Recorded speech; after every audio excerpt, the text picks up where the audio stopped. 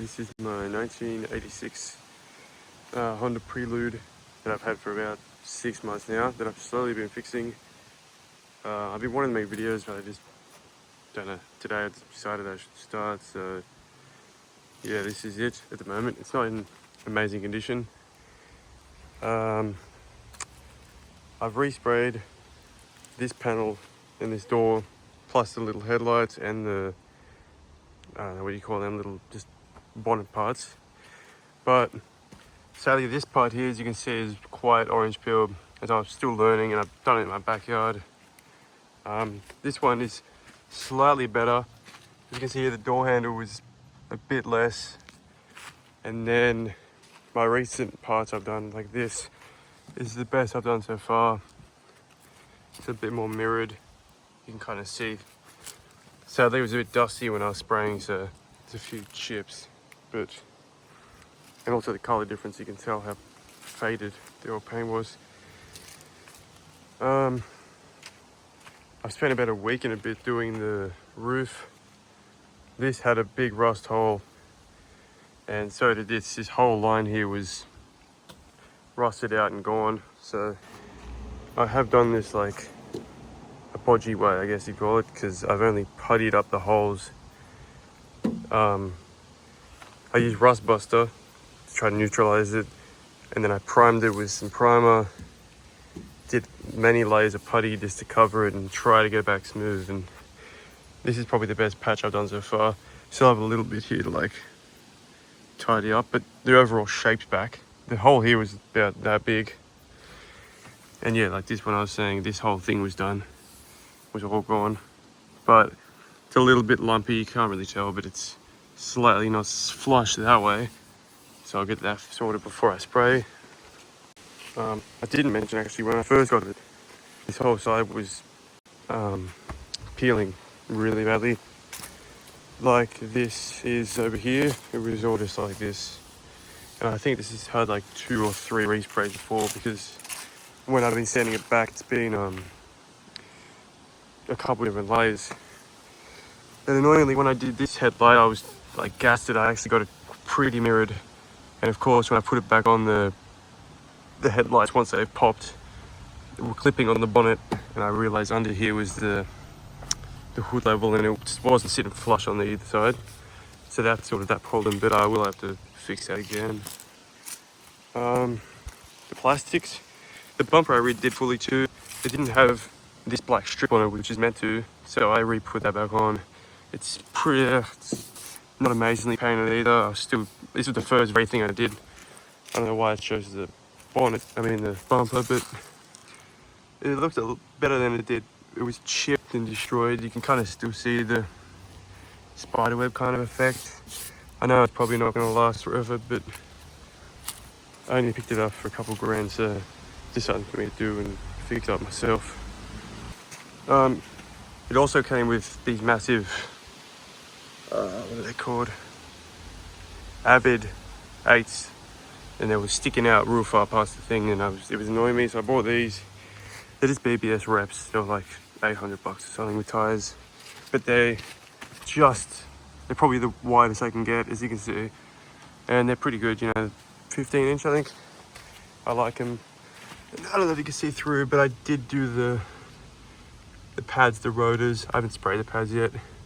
Oh, while I'm there, I did respray all this under here black. It's quite dirty, and I put new shocks in because I do have a squeak, and I can't really find it yet. I'll see if you can hear it.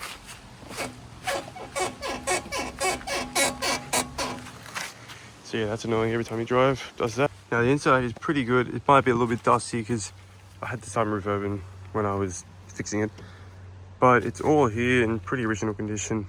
The seats are a bit, not amazing, but they're pretty good for how old they are. That's a bit buckled, but I've got the original shifter. I did have to put a head unit in because I didn't have one, and I wish I could get the stock one, but probably won't find it.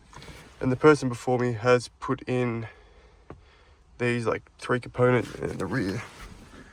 They put 4 on the back deck, and there's 2 amps in the boot, but I'll get that later. But yeah, steering wheel's all here. It's got 328,000 Ks, and it was rebuilt about 90,000 Ks ago, but that was in 2008. So, you know, not amazing, but not bad. Everything pretty much works in here. Sunroof still works, surprisingly. The only thing is the indicators don't come up on the dash, which I still haven't been able to solve. They do work outside the car, they just don't come on inside the car. It's kind of annoying. Also, the fuel tank didn't work when I got it. I mean, the fuel level reader. But I have fixed that. I'll put some photos in. I resprayed it and had to just clean the float. It was stuck. It was all rusted. Yeah, all these work. The mirrors actually stopped working the other day, so I need to fix them again. And like little things like this need to get back in. But overall, condition's pretty good. I had to respray that in with that duplicolor vinyl stuff because it was super faded. And the back side of it's kind of peeling, but you know, it's not terrible. Seatbelt, I had to put a new one in. That's a bit annoying, it kind of flaps around, but that's all stock. Alright, in the engine bay, it's all stock, you know, it's standard pretty much. It's not too bad really, it's a bit clean. I had a really bad bouncing idle the other week, and I read about this HVAC or idle control thing, and I twisted that back in under there, and it hasn't surged yet, which is good. Yeah, pretty stock under here, not much to really talk about. I've done like the leads and the plugs, oil. I've done all the other oils. I did the fuel filter. I still haven't done the belts. As you can see, the belts aren't in like immaculate, they're a bit crusty. And someone hasn't put the aircon one back on down there, but you know, it's not too bad. Aircon probably doesn't have any gas anyway. Yeah, there's the boot. 2 amps. This all came with the car.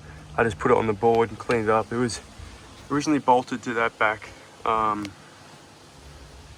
flat down, but it's kind of annoying, and it was all dirty and like wet in here. I do have a bit of a leak. Sometimes it pulls up here, just on the corners. I don't even know where it's coming from really. Maybe the headlights. I knew I built a new floor for it, and this sound deadening is all through the back, and it goes all the way through to about here, in line with the driver's wheel. And then I couldn't really get the carpet up anymore, so I pretty much had this whole interior stripped. There was nothing that wasn't out of the car, and now it smells and isn't wet, which is great. But next things to fix really are this here. There's a dent. I can't really tell. I tried to bang it from the inside. It was a pain in the ass. Got rust, quite a lot of little rust bubbles everywhere, like there, here. This is what I'm going to do next to try to fix. What else? I did clear coat over the headlights, and it didn't turn out crazy. There's quite a lot of orange poo, so looks better though. They were really faded. Still got all the original stickers, which I like. Apart from this, I do need to buy a smaller one. You can tell it's definitely not stock, which is kind of annoying. Yeah, more rust. I had all these redone, but they're just kind of like sitting on there. They're not properly on yet because I got to respray the roof next. All these redone, pillars redone. Took the tin off because that was like purple and looked odd. It's not very clean at the moment, but this side of the car is the good side. Well, still not the same color, but it's not as dented. There's a few little nicks in that, but yeah, it is 40 years old, so that makes sense.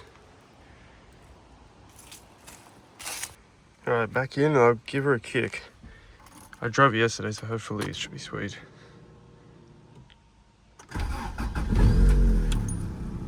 There we go, perfect. It's weird, it idles sometimes down here at the 1K mark, and then other times it was doing the 1500 idle, so there's still something I need to tweak, but it's not terrible. There is a hole in the exhaust, as you can hear back here.